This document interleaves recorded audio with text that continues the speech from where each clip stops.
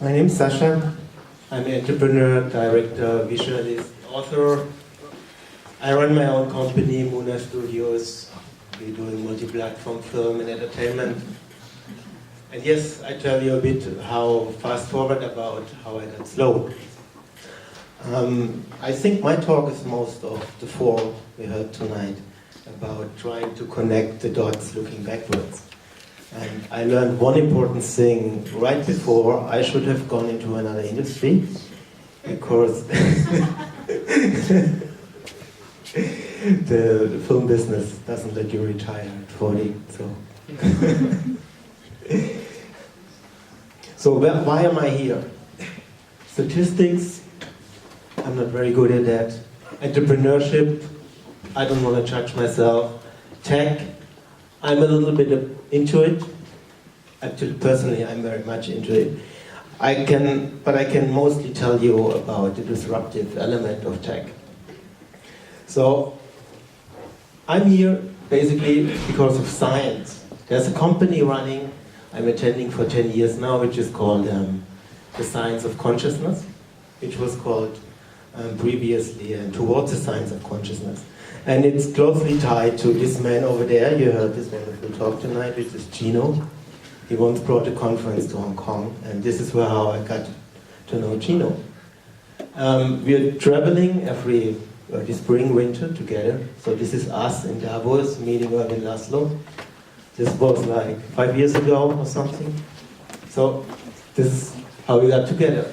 But in the end, I'm mostly here to talk about my self-awareness and my journey as an entrepreneur for the last 20 plus years. So, as far as I'm standing here today, I never had a job in a way that I worked for somebody and got money. I never had a boss. So actually it's a comfortable position, but in many ways it makes things kind of tricky. So, why did Gino ask me to talk a bit about my journey? So, let's have a closer look. The creative industry I'm in since day one has been radically, extensively, totally and merciless disrupted all the time.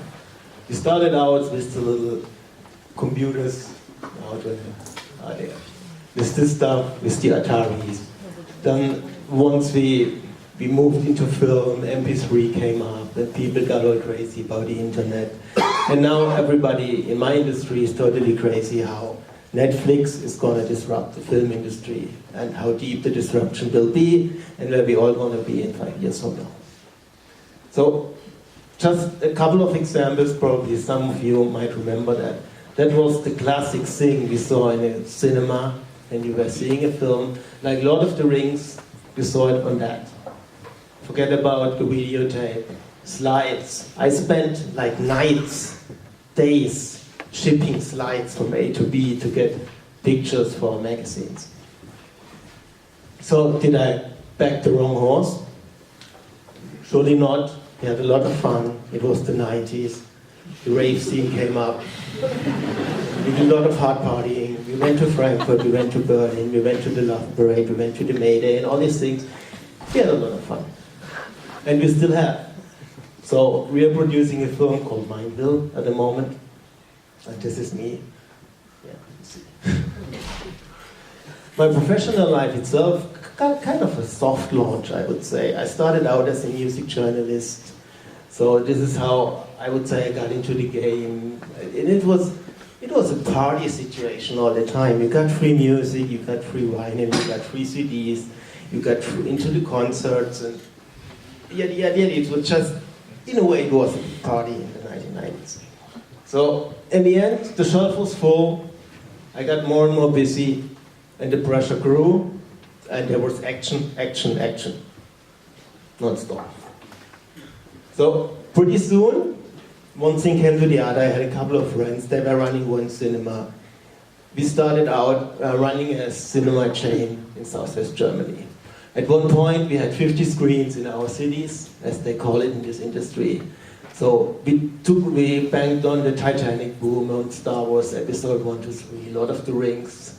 But as you can see, it was a very special industry. after a while, I felt a lot of stagnation in that. I actually could not really sense it in an active way, but it got boring. So we tried to bring online ticketing to the market, but it didn't work because the theaters were not able to get an internet connection. So they tried to fax. Somebody put an order online, and then you fax them the order, and then they printed the tickets because the main industry body, they wanted us to print tickets even like 5 to 10 years ago. It was a hassle. So 3D came up, we got digital projection, but then somehow really, I never got that excited like this guy about it. So it didn't feel really good, also it didn't feel bad enough to leave immediately. But cinema forever, boring, what's beyond? Next please. So we started out venturing into the global film industry. We went to all these big markets in Cannes, in Los Angeles, Venice, everything. And started producing, distributing films on the international market. Suddenly, quite irritating, we had a huge success with a film nobody expected to have a success. It was 2.5 hours long, it was a feature documentary, we had no fancy protagonists, a thrash metal band called Metallica. The film was called Some Kind of Monster, and it's about the biggest metal band in the world doing group therapy.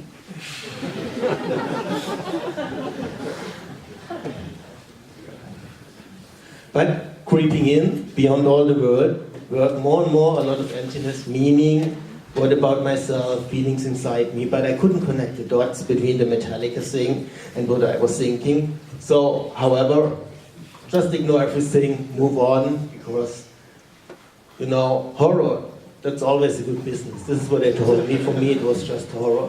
It was a lot of stress, we never made any money. Anyway, this is how you can say I produced a horror film. Still, bit by bit, beyond all the work, a lot of emptiness, fun, money, where's the meaning, what to do. But yeah, I pushed it all aside anyways. Back to the old school up next. Shortcut to Nirvana. Filmmakers actually became quite good friends of Gino and myself. First Gino left group.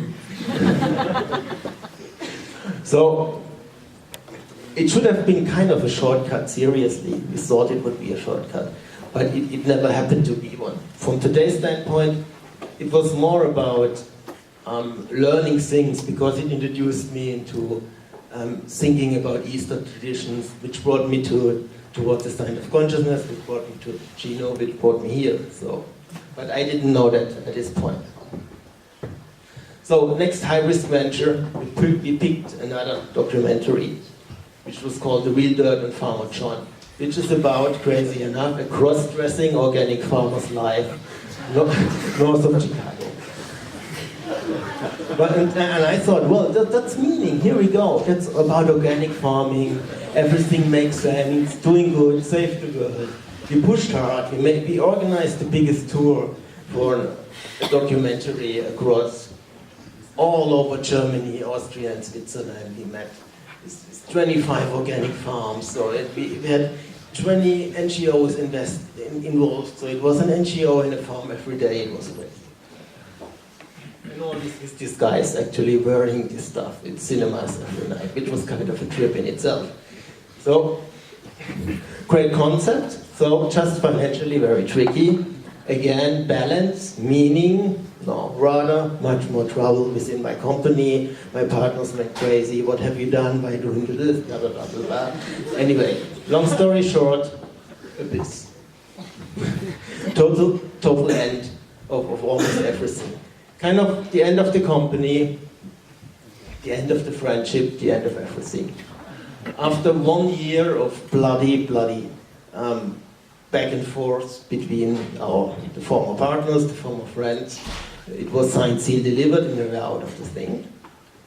So, and I always, until today, I really wonder how we can ignore what we really need, what we feel, how we feel. And we just push, and we think, well, let's work and work. As long as you work, you are. But yeah, so for me, was kind of a very hard lesson at that moment, because I was very much defined by my work, and I thought, oh, well, if only you work, that's the best way to happiness. But it didn't work out. So I felt in kind of this black hole, which I later on learned it's just normal. It just happens to people. I don't know if you're familiar with Joseph Campbell's hero journey. It's based on the same mythology Gino mentioned before. And it's a very good principle about telling stories and about looking at your own life and about everything. And I think it's a good blueprint for entrepreneurship as well. So, but back to my personal story. So, but do we really want to face it? We sit there and we think, maybe it's not the right thing, but then again, it's making money, so just push. So we have this tendency, I think most of us have at least, to ignore the science. If there is not a total disruption coming around the corner and it really hits you. And this time I got it pretty tough. I got it for dummies, there was no escape. My big thing is that I had 2 open heart surgeries in my early teens, but I tended to ignore it over 10 years, 15 years, almost 20 years. So at a really accidental doctor's visit, I got this kind of news. So I don't know if you're familiar with this. So this is my human heart. This is an MRT scan. This is the human heart. This is the aorta, which is the main arteria going from the heart, delivering the blood. And this is an aneurysm. And you see, it's almost like a third big as my heart. So this was kind of not very nice. Basically, the doctor said to me, well, have you recently just put some luggage in a car? Have you carried around a couple of water bottles? And I was, yes. And he was like, well, so we're happy you're still there. Because the thing is, this thing is like porcelain. It can basically explode if you put too much pressure on it, and that's it. And I was like, so what do you mean? And he said, don't lift anything, come back in 2 weeks, and we're gonna figure it out. But just sit around. So this was like, oh my God, okay. Because I knew I had packed a lot of cars. I had schlepped around a lot of stuff. So that was not a very good moment. The company gone. Myself sitting there knowing, okay. That was my moment with that. So, and I just can tell you one thing. I don't show you any bloody pictures, but once you're laying on such a thing and you see that the surgery coming up and you have read all the paperwork and what might happen or not, and it's pretty lonely on there. I mean, everybody is doing his best, but it's pretty lonely, and you really hit rock bottom, and you know, okay, once you get out there alive, you want to do things differently about it. So things went pretty well. This is my newer order, it's brand new. I'm a little bit of a Terminator thing because it's all Titan steel now. So these guys don't get very happy about it because I always have to do the full body scan because it's beeping like crazy because it's so much metal. Personally, the experience totally opened me up. And I started to go to Plum Village in France, which is the monastery of Thich Nhat Hanh, about mindfulness and interbeing. I changed directions. I got open to search. Not that I stopped the search, but I started searching inside of me. And I got open to have more acceptance, to be more open to listening, to pay more attention to emotions, to details. In the end, I got more open to pay attention to life. Professionally, we got clear, good entrepreneurship has to do with self-knowledge. There's no other way. There's no separation between the entrepreneur and the person. This is what I think. You cannot fake it. You can try it, but you will never make it, I think. So, a couple more learnings. It's rather about the how than about the what. pay attention, we always know somehow we do always. Real meaning only comes from within yourself. Act from the heart, and don't think too much about tomorrow, or next year, or 10 years. Try to stay in the moment, try to do it now. A company that doesn't give you fun in the moment is probably the wrong thing to do. And make sure work is not the only part of the equation. Work-life balance, all this stuff, it's not just something you read in a magazine or you see on Facebook. It's really serious. Listen, express, be humble. And just as a little sidekick, for the first time in my life, going through all this, I finally found a real relationship with money, which I never had before. So, did I arrive? Sure or not? Not yet.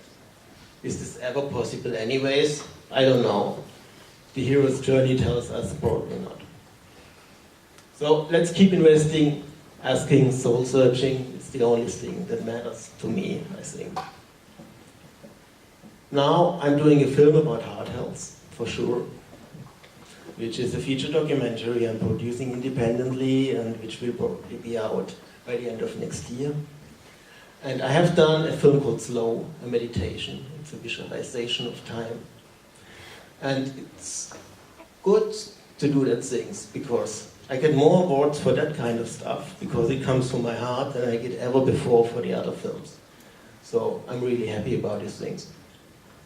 And it is entirely, it's a film about snails, basically doing nothing. Thanks, I have to say thanks to my wife Nicole. Without her I would not be here today.